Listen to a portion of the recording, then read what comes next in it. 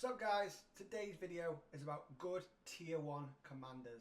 Let's talk about them all. Who's good, who's bad, who do you want to invest time into, etc. That's what we're chatting about today.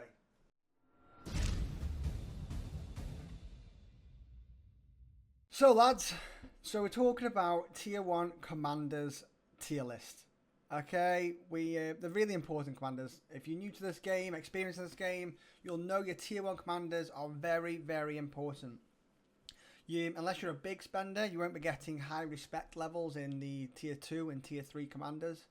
Tier 1 commanders are your go-to. So you need to know who's best. Who's worth putting time into, resources into, and getting to that level 50.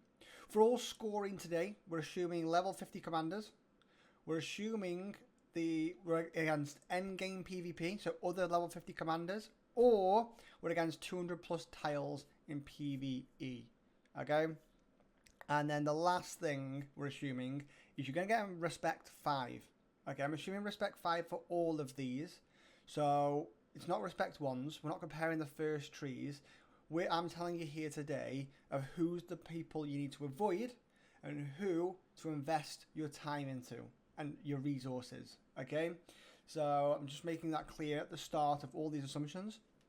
A lot of these as well, characters I've not used.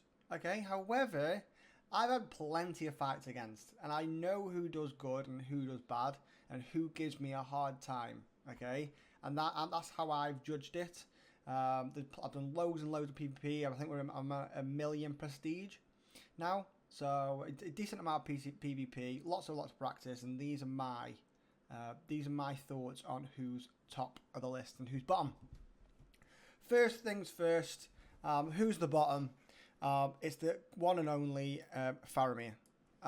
Whoever's telling you anything good about Faramir is lying. I've never had a fight where I've lost it against him. And he is definitely bottom of this list. Not going to spend much time on him. Do not need to talk about him. Do not invest time into him, really. He's an alright damage dealer. But honestly, no sustainability. It's shit. Don't invest your time into. Much better people we can talk about today. Faramir is not one of them. And by the way, I'm really surprised. Some of you are going to be surprised and try and fight his corner. The amount of people amount of Faramirs I fight on PvP is ridiculous. So clearly people think he's good. He's just not. It's simple for it.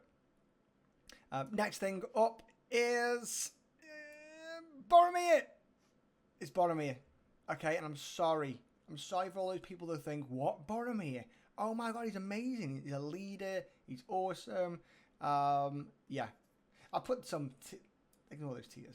They're not tears. They're E's. The E's, both of these. I can't get these, but hey. Faramir would be an E in this. But Boromir just tips him. He is a leader. He gets a bit of a bonus point for me. But again, don't use him. Don't use him. He's no use. He's got no survivability, no sustainability, and therefore I believe he's not very good. He's not very good. He does some damage, does some defense, like some reduced damage and stuff. But honestly, the only bonus point he's getting there is for being a leader. That's it. So again, no good at all. Really do not recommend. I wouldn't touch him with a barge pole, but a little bit better than Faramir. Next on the list, we go to Hergon. Again, we're not going to stay on this much at all.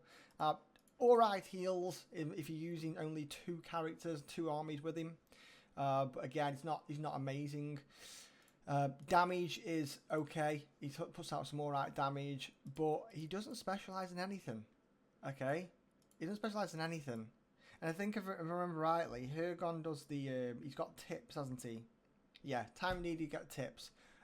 Useless. Don't invest in this guy. I invested in him. I got him to respect 3 to play around with him and have fun with him. But again, we're not going to spend much time on him. I recommend against it. There's much better tier 1 commanders than these 3 we've just mentioned. Alright? Simple as. Hergon, however, I do drop into C.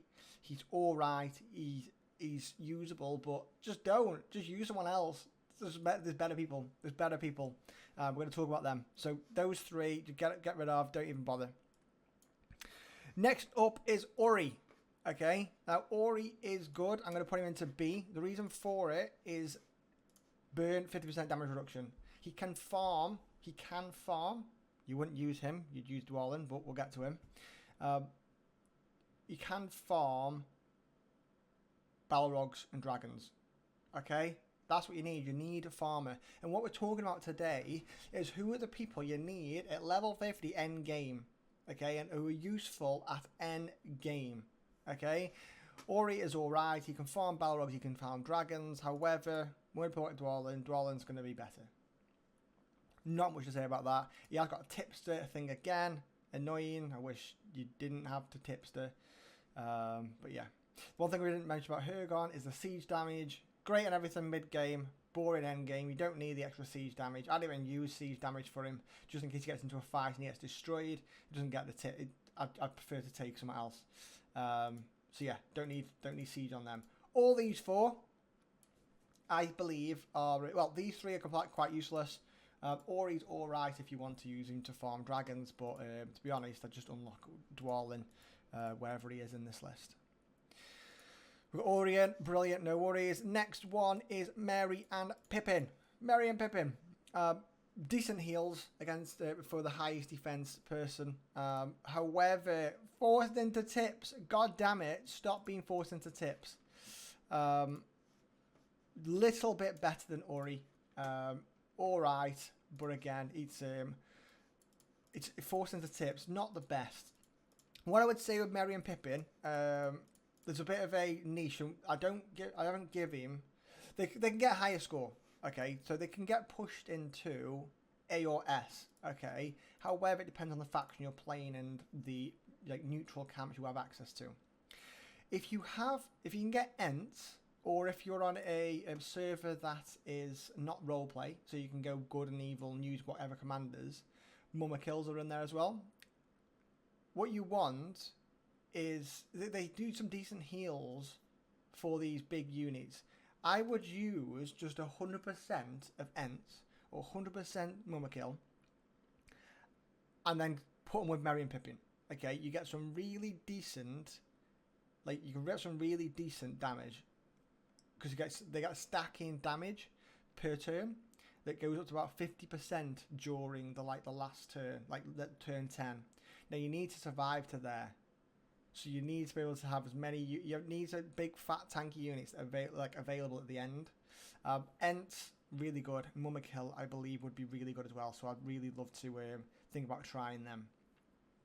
Really think about trying them. However, again, I wouldn't invest personally. Very niche. And personally, I've not even bothered using the Ents and stuff. I think I will do in Season 2 with Mumma Kills or Ents. They will be useful. So yeah, I think probably using them then. But yeah, honestly, they're alright. But again, these top three are going to be much better. And I think everyone's saying the same thing about these top three. They're the guys to go to. Top three, we've got Haldir, Dwalin and Eowyn. What's key about all of these is they're all good for their own situation. Okay, I would invest in all of these. I believe you can use all of these at some point during endgame PvP. That's a key point here. These three, you can use all of them for endgame PvP. And depending on faction, you might choose one over the other. Okay, so who's bottom of this list? Who's bottom of this list? And when I say bottom, it's pretty much the same. It's number 2, Dwalin. Okay, so Dwalin, I haven't used loads of Dwalin. However, he's good. He's got. Whenever I go into PvP against him, he's decent. He gives really, really good fight. Really good fight. No, I still win. Of course, still win. But he gives a really good fight. Dwalin does. Decent person. And the biggest thing here that gets bonus points for him is that burn reduction again. The damage reduction, 50%. And he can pretty much solo a Balrog or Dragon. He can solo a Balrog or Dragon, walk in there, chill with all his units, give him some tier 4s and decent damage and that, and he will walk in there, and he'll walk out 20 stamina spent later and completely destroyed it. I believe you need one of these for endgame, a Dwalin or Ori. Dwalin's the better. Get Dwalin to level 50, getting farming Balrogs and Dragons, getting you that gold so you can afford those extra special units, those Ents and Mumma Kills, who are going to really do a good job end game of destroying armies. Really destroying armies. They're really good. So yeah, Dwalin's really important. Great character, and I believe, great use of your resources to spend on Dwalin. Dwalin into the A category. With that goes the next one, which is Haldir. Now, Haldir on other tier lists is really low. Like, I've seen some Haldirs, Haldir really low. And I disagree. I've used Haldir all campaign, all season, and he's brilliant. What's good about Haldir is he does loads of work with ranged units, which is great. But he has so much versatility. So the amount of times I switch up his comp is crazy. So sometimes I go with the Rangers, sometimes I go with Beasts, and sometimes I don't put my tier 4, like I'm Linden, don't put tier 4 Noldo Longshots in there because I want to do some double attacks. Depending where I am on the field, on the map, who am I fighting, etc., and people I know I've fought before, who were bring different units and I know which ones they bring. I use different things on Haldir. Also, depending on my gold resource, of how much I've got, where am I with Bjornings, I can reset it for 20 gems and get a completely different build, walk in there. The other thing to mention on Haldir, big thing, and at Respect 5, he has a defense trait. So he has a reduction of 28% damage or something like that, or 20% damage when you're defending a tile. That with his beast healing and his heals and his range damage reduction and his range damage increase, I love Haldir. I want him Respect 20 is the point here. He's got so many uses. A Respect 20 Haldir would be insane. He's not got crap abilities. He's not got bad abilities. Haldir is 100% worth your time. And also, I think is he the only person that gets rid of avoidance? I think he's the only commander. There might be one in here that I've missed, but he's one of the only ones. I think he's the only one. I'm looking down here. I think he's the only one that ignores avoidance. So if you've got Oathbreakers and you're really struggling against them, Haldir's the guy. Haldir's the guy. Get Haldir up. You will not be sorry you've got Haldir. I promise you. Even if you ended up taking Haldir instead of Merry and Pippin, and then you take your Mumma Kills and Ents, okay? Well, as long as, I don't know if Ents are beast actually. There's just a tree any. I need to check that actually. Mumma Kills though, beasts. Haldir heals 120% per round. Amazing. Great, Haldir, great, honestly. Really recommend him. Really recommend him, and spend your time into it. Where are we going after that? We've got Eowyn. We know we've got Eowyn. Everyone says Eowyn's the best. It's because she is. She's incredible. Really good healing and sustainability. Really good healing and sustainability. And what I love about her is she's an expert on one unit. Everything you get relates to that unit. Cav. Melee kind of thing. Okay? I love it. They got stun immunity. She has at Respect 5. If you're Rohan or Gondor, this is your commander to go to. Simple as. This is your commander you go to. You need an Eowyn. What's funny, and I'm going to say this, is that I haven't got an Eowyn that's level 50. Okay? And I know I'll put him in the top, but I haven't got it level 50. Reason for it, I didn't get Eowyn until later on into the season for a start. Second thing is, I don't use Cav. I have a PvP strategy that isn't using Cav. I try and just waste people's resources. That's my kind of PvP strategy. Using Guardians, using cheap resources. I sit at pretty much 2 mil resources all the time. When I'm in PvP, I sit at sort of 1.5, and I can constantly build non-stop and keep taking people down. I take fights that I know I can win, kind of thing.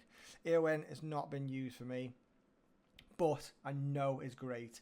Big heals, big sustainability, damage reduction, damage gain. If you're taking Eowyn into a fight with full cav, with a load of tier 4 cav especially, insane. And I can't wait for season 2. on mixed servers. I want to see AO in with some of the evil Cav. That's going to be awesome to see. That's going to be insane to see, I think. But yeah, hopefully that helps. Summary is that do not touch these 3 with a barge pole. We're just going to delete them. Forget them. We don't need them. Ori, Merry Pippin, maybe. Okay, you might really want to use them if you haven't got Dwalin, etc. But to be honest, just unlock Dwalin. Haldir, Eowyn, Dwalin, really, really decent characters. You want to be using them. You want to be invested in them into Season 2. Spend your time on these. Spend your resources on these, and it will make that difference. And you will be able to get involved in that end game PvP and the end game PvE. Thank you very much for listening. If you did like it, make sure you hit that like and subscribe. I don't ask you in the videos very often. I always forget. I need to sell myself out more. But yeah, hit the like, subscribe. Hope you enjoy yourself for Season 2. And if what do you want to see next from me? What kind of videos do you want to see from me? I think I'm going to do a faction tier list next. I'm going to talk about all the factions. Probably about a 20-minute video. But I'll talk about all the factions, what's good and what's bad about them. And sorry about all the scores. It's just the notes for me, really. That is your end picture of my tier list from Godalo. Have a good day, guys, and I'll catch you in a bit. See you later.